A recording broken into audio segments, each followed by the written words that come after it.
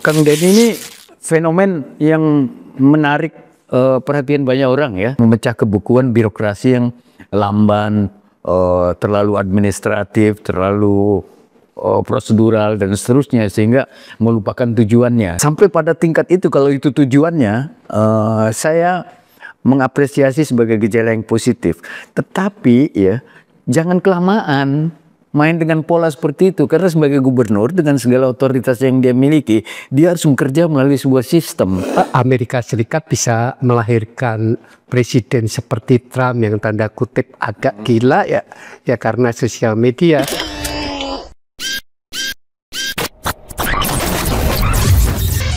Halo sahabat integritas, jumpa lagi di kanal 1 Visi Utama program Buka Kartu. Kepala daerah overdosis main medsos. Nah, itu topik kita hari ini karena kita sedang mencari standar dari kepala daerah era medsos seperti apa sebenarnya. Nah, untuk membahas soal itu kita sudah ada dua narasumber. Pertama adalah Buya Tafta, seorang budayawan.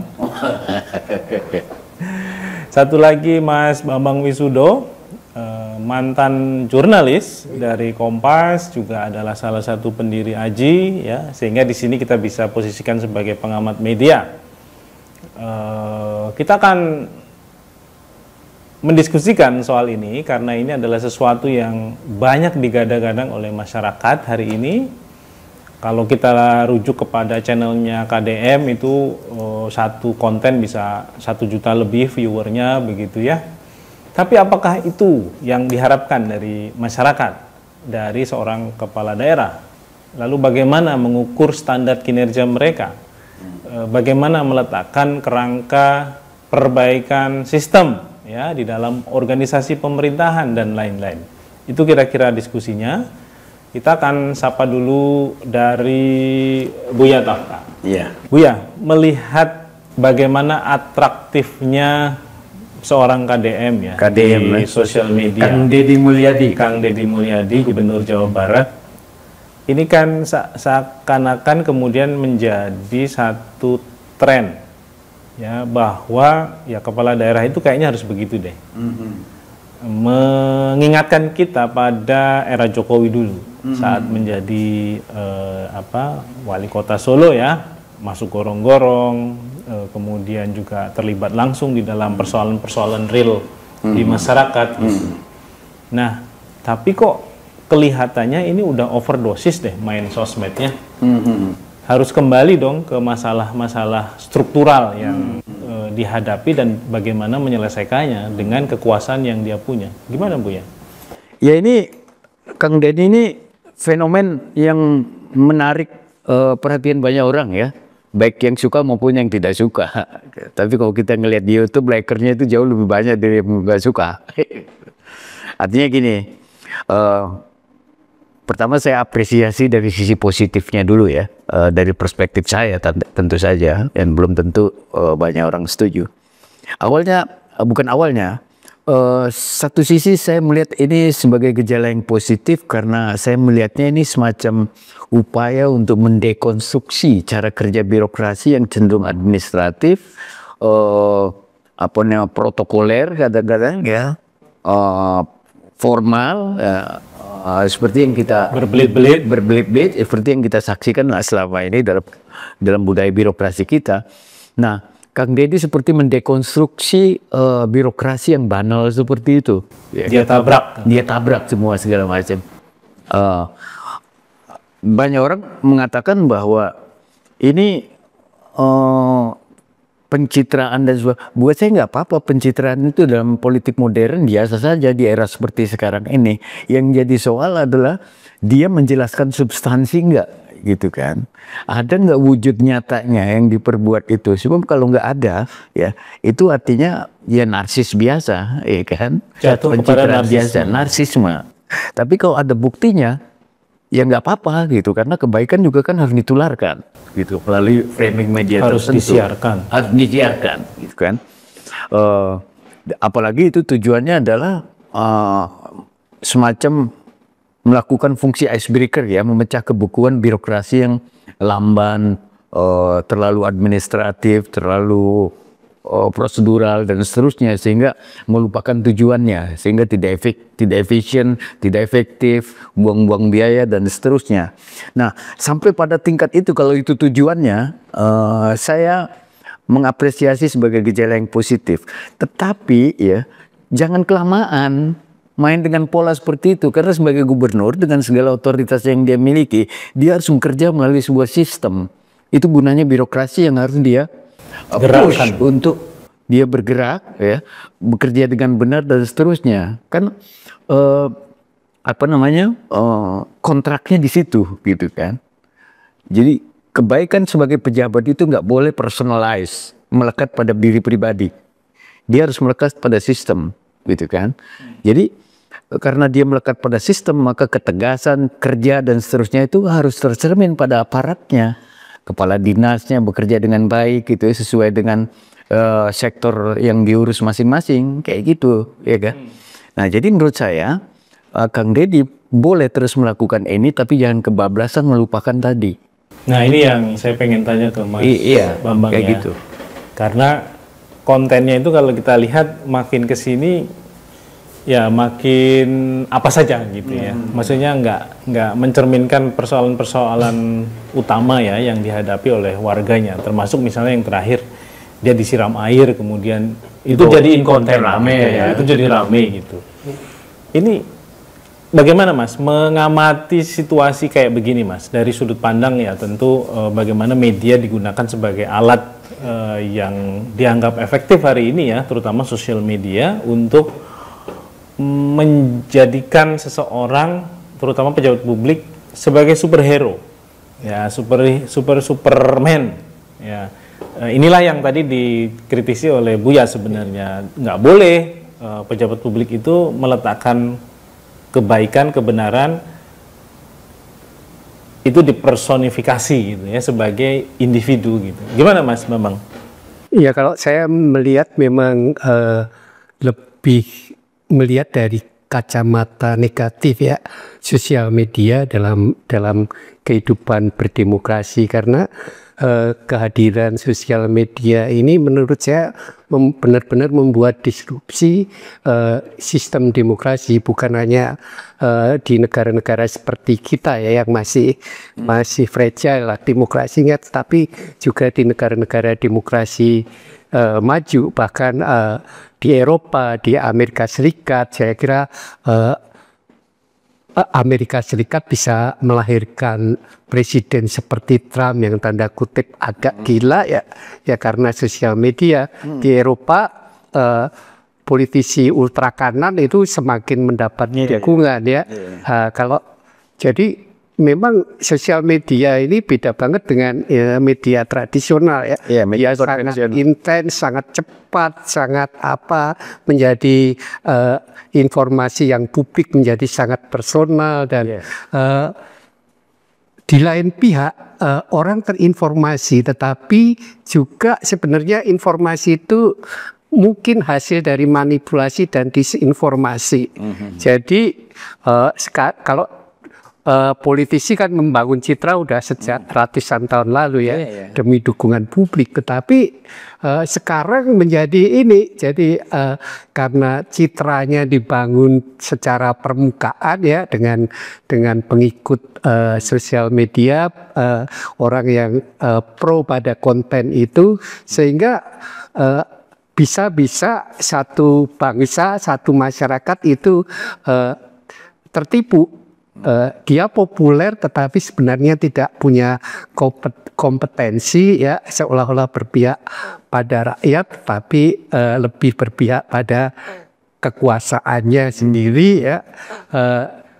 Dan ini saya kira membahayakan demokrasi. Dan kalau di media tradisional kan ini ya, cenderung kita memang membacanya secara pelan-pelan, kemudian kita dididik supaya tidak terlalu percaya juga pada medianya. Tapi kalau kita ikuti sosial media sekarang, apalagi dengan model scrolling ya, di Facebook ada Reels ya, lalu ada TikTok, ada ini, dan kita dengan algoritma kita lalu dijejali. Nah, itu akhirnya kita tersesat, nggak bisa lagi mengambil jarak pada informasi yang masuk. Tetapi sebenarnya sosial media ini juga membahayakan bagi politisinya sendiri, karena itu bisa membangun ilusi seolah-olah dia itu mendapatkan banyak dukungan. Padahal di media sosial itu sifatnya kan terfragmentasi ya, kemudian konsumennya itu sangat terbagi ya, highly divided ya. Jadi di satu pihak itu pendukungnya akan bertepuk tangan, tetapi kelompok yang lawan dia akan muak. Termasuk juga sebenarnya yang agak netral ya. Kalau terlalu banyak dikasih konten-konten yang sifatnya sensasional bagi kelompok yang netral dan lawan, itu membuat muak. Akhirnya lalu dia menstigma aja, oh ini kualitas si A ini memang cuma bekerja untuk mengisi konten, nggak punya kapasitas, sehingga mereka cenderung antipati. Itu negatifnya berarti politisi yang terlalu mengandalkan sosial media untuk membangun citra. Iya, betul. Buya. Dan itu nanti waktu yang akan menguji, karena orang suka dan tidak suka itu kan butuh waktu dan alasan, iya kan? Sekarang mereka belum punya alasan untuk tidak suka atau suka. Betul, iya kan? Karena itu catatan saya untuk orang seperti KDM, ya, dia harus segera masuk ke dalam sistem, ya kan? Bekerja melalui sebuah pola yang tersistem gitu kan, karena sehebat-sehebatnya KDM dia tidak akan bisa melakukan kontrol semua sektor, semua segi yang itu sudah terbagi di kepala dinas apa segala macam kayak gitu, ya kan yang mengerti detail itu sebetulnya seharusnya ya pada level kepala-kepala tadi itu kan yang di bawah dia langsung kayak gitu. Itu mempermalukan aparat pejabat-pejabat publik di depan publik, itu saya kira tidak terlalu bagus untuk membina beliau ya. Iya.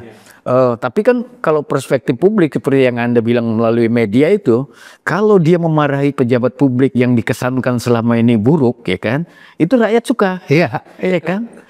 Sama dengan sukanya ketika KDM dia berurai air mata memeluk nenek-nenek tua yang miskin gitu dan seterusnya. Jadi sisi human interest itu nanti lama-lama gitu rupa. Nanti lama-lama bisa dianggap sebagai nabi juga tuh. Kayak Gibran, kayak Jokowi. Ya. Jadi human interest lalu ditingkatkan jadi dieksploitasi ya, gimana ya. Nah ini yang Buya, Mas Bambang ya, kalau kita coba cermati penggunaan sosial media oleh kepala daerah ini kan memang keuntungan bagi dirinya, dia lintas sektor, lintas regional dia.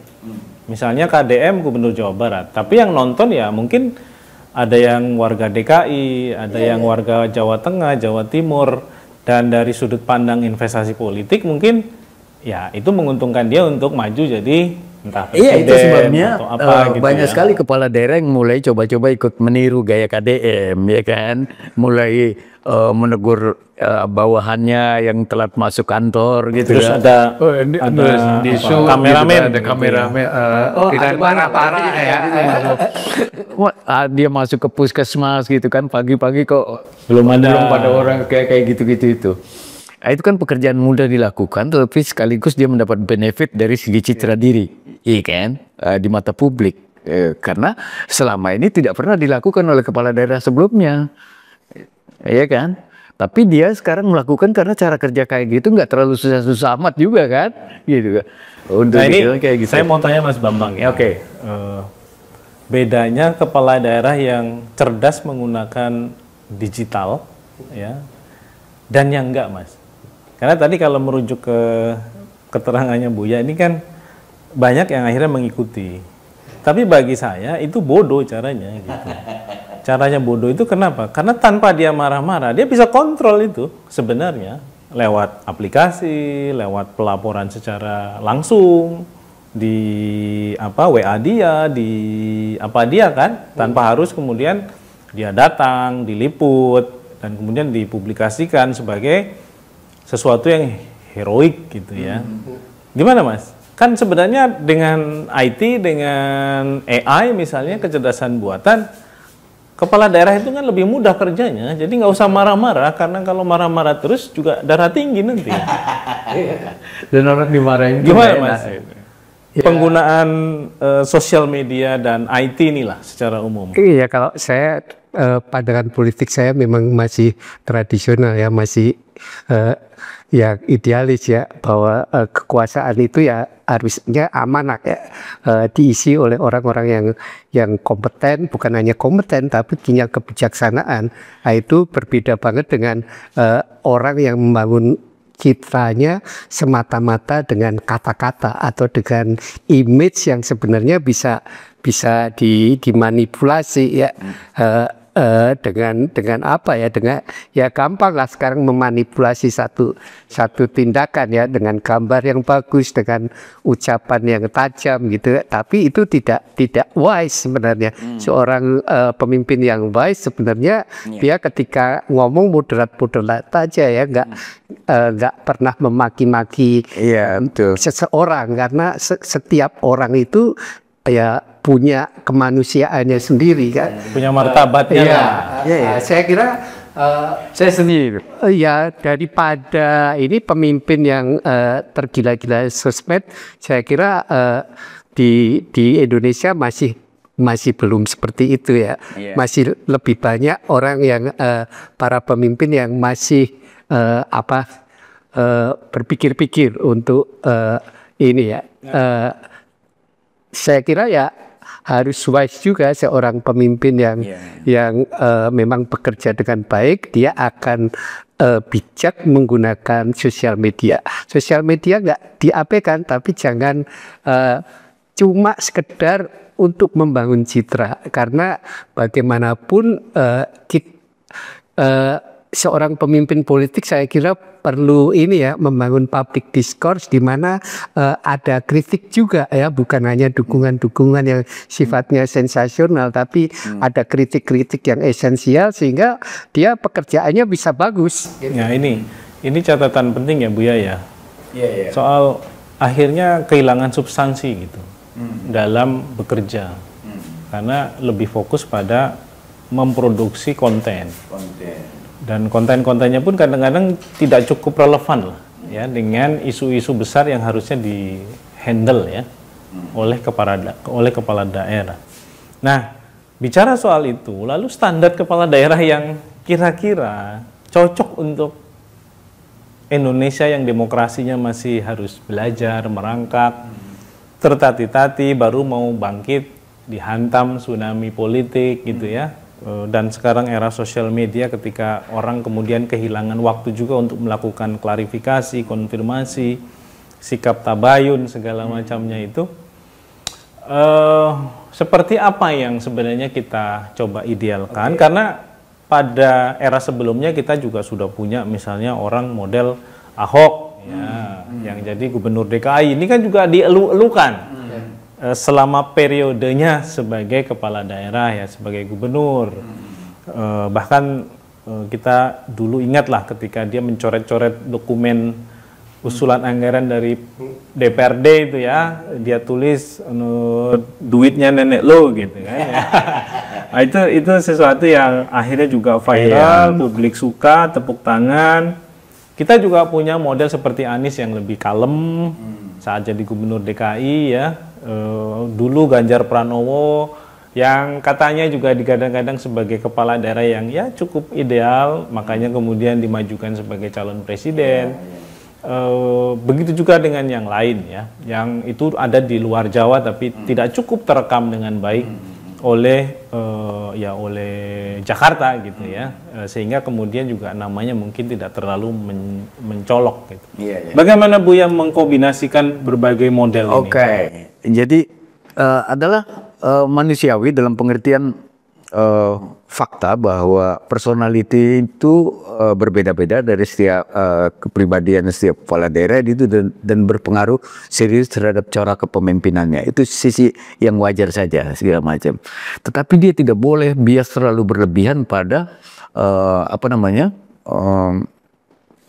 interest yang bersifat subjektif tadi, gitu. Yang saya sebut tadi, kalau berkebablasan kan namanya narsisme, narsis. Ya. Dan narsis itu sebetulnya sesuatu yang manusiawi juga. Semua orang ingin dipuja, semua orang ingin disenangi orang, segala macam. Tapi kalau dia kebablasan, dia biasanya butuh korban. Ya. Butuh korban. Untuk meningkatkan citra dirinya dikenal sebagai orang baik, dia butuh korban. Memaki-maki bawahannya dan seterusnya untuk dikesankan bahwa dia tegas. Iya kan? Atau bawahannya salah. Atau bawahannya dipersalahkan segala macam kayak gitu.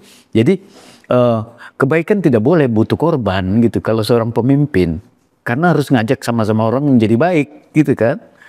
Kan untuk mengajak kebaikan harus dengan cara yang baik juga gitu. Ya kan, nggak mungkin mengajak kebaikan dengan cara yang tidak baik. Secara tidak langsung kita mendidik orang untuk tidak baik juga kan, kayak gitu. Nah itu konteksnya mengapa ke depan siapapun kepala daerah yang ingin berbuat baik, dia harus menjadi teladan bagi bawahannya, gitu kan.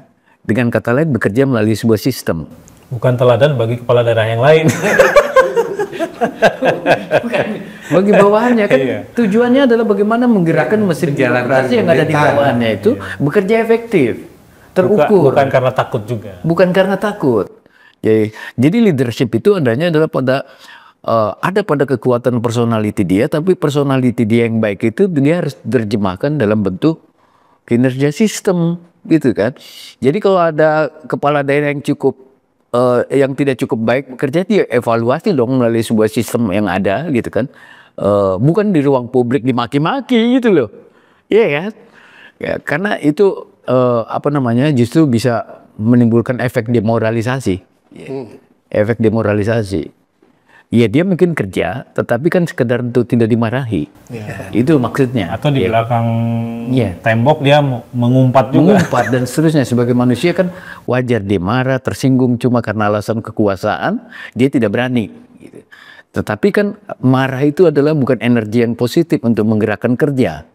Gitu kan. Itu poinnya. Karena itu ya pendapat saya, Kang Deddy dengan segala niat baiknya itu ya, segera mulai meminimais cara-cara kerja yang bersifat artificial di ruang publik melalui medsos dan seterusnya. Dia harus masuk ke dalam sistem, gitu, ya kan? Buat regulasi dan kontrol langsung harus kayak gitu. Perbaiki tata kelola organisasinya, gitu. Gimana, sehingga kebaikan dia nggak butuh korban gitu loh. Kalau di nggak ada yang merasa sakit hati. Manajemen public relation yang lama kan memang secara substansial kerja kita baik baru di-amplify oleh media. Nah, saya kira supaya kita kembali pada realnya ya, saya kira memang ya kerja baik dulu, baru nanti bermain itu dikembangkan di sosial media, itu saya kira nggak masalah. Bahkan kepala daerah yang sudah punya kerja-kerja baik yang belum muncul di sosial media, saya kira perlu juga itu membuat konten-konten yang seperti itu, tapi bukan yang sifatnya artifisial. Kalau ini kan jadi bagus ya, dan kita bisa belajar loh dari pasangan dulu Pak Jokowi dan Ahok ya, sangat beda kan setelah berkuasa ya. Jokowi itu kan gila dalam menggunakan pasukan booster ya, pendengung sampai jutaan kali ini penggemarnya. Tapi begitu dia berbalik ya, arahnya berbalik atau jatuh, itu langsung aja semua menyerah, seolah-olah nggak ada kebaikannya lagi. Dan saya kira tegas ya, tapi kan dia bekerja melalui sebuah sistem. Sampai sekarang kan masih kenang kan keberhasilannya. Tapi orang tidak ada yang bisa menafikan bahwa dia punya sikap yang cukup tegas untuk mengatasi problem, terutama kekeliruan atau kesalahan yang dilakukan oleh bawahannya gitu. Tapi kan semua orang tidak tahu. Ya paling tidak ya, kalau Ahok itu kan yang sangat kelihatan adalah sistem perencanaan penganggaran yang berbasis digital, sehingga juga mudah dikontrol. Perencanaan yang akurat, perencanaan yang lebih masuk akal dan lain-lain. Hal seperti ini susah dibikin konten sosial medianya kan. Masalahnya kalau di KDM kita belum dengar nih isu Iya, APBD-nya makanya saya kayak bilang, apa. segala macam. saya apresiasi saya yang cukup baik itu pada tahap-tahap awal ya. Dalam perspektif tadi ini apa namanya, pesan moralnya adalah semacam dia melakukan dekonstruksi terhadap tatanan cara kerja yang terlalu birokratis, terlalu bertele-tele dan seterusnya, dia bypass semua itu. Macet. Sampai pada tingkat itu setuju saya. Tetapi dia harus punya impact serius dan langsung terhadap sistem. Gitu loh. Iya kan? Karena kan mereka yang punya kemampuan yang lebih teknis untuk mengontrol setiap detail pekerjaan. Gitulah. Iya. Jangan malah mengambil alih pekerjaan anak buahnya. Iya, gitu kan. Itu kan yang kadang-kadang akhirnya terjadi ya. Karena anak buahnya dirasa gagal, dia ambil alih sendiri gitu. Padahal itu kan bukan pemimpin yang cakap sebenarnya. Karena bukan apa-apa, seperti yang saya bilang tadi, kebaikan ya, orang suka dan tidak suka itu butuh waktu dan alasan, ya kan? Sekarang ini KDM memberikan waktu dan alasan untuk disukai, tapi itu kan sifatnya artificial, ya kan? Artificial. Hal-hal yang lebih strategis dia harus buktikan ke depan, dan itu nggak bisa dengan cara seperti ini. Iya, Gitu. karena waktu kalau dia yang artificial terus bisa-bisa ketahuan kalau nggak kerja. Akhirnya itu yang saya bilang, sampai kemudian warga menemukan alasan baru. Bahwa ternyata ini cuma gimmick aja. Bahwa ternyata ini cuma pencitraan aja. Itu bisa berbalik. Iya kan? Seperti Nanti berbalik nggak bisa diperbaiki lagi. seperti yang dialami Jokowi sekarang. Mereka menemukan waktu dan alasan untuk tidak suka sekarang. Kan iya menderita. Iya ya, akhirnya kan kayak gitu, dihukum secara moral, gitu kan. Nah, artinya KDM punya waktu yang cukup panjang untuk merekonstruksi kembali visi dia, ya, visi kerja dia, cara kerja dia. Itu Mas Adnan. Poin penting yang mau saya sampaikan. Buya Tafta, Mas Bambang, terima kasih untuk insight-nya. Demikian sahabat integritas, sosial media memang penting untuk mengabarkan kebijakan-kebijakan baik ya yang telah dilakukan oleh kepala daerah. Tapi jika sosial media justru hanya dipakai untuk membangun citra diri dari seorang kepala daerah yang artifisial juga, maka ini akan menjadi bumerang bagi mereka-mereka yang mengikuti jalan ini. Kita ketemu lagi di lain waktu, sampai jumpa.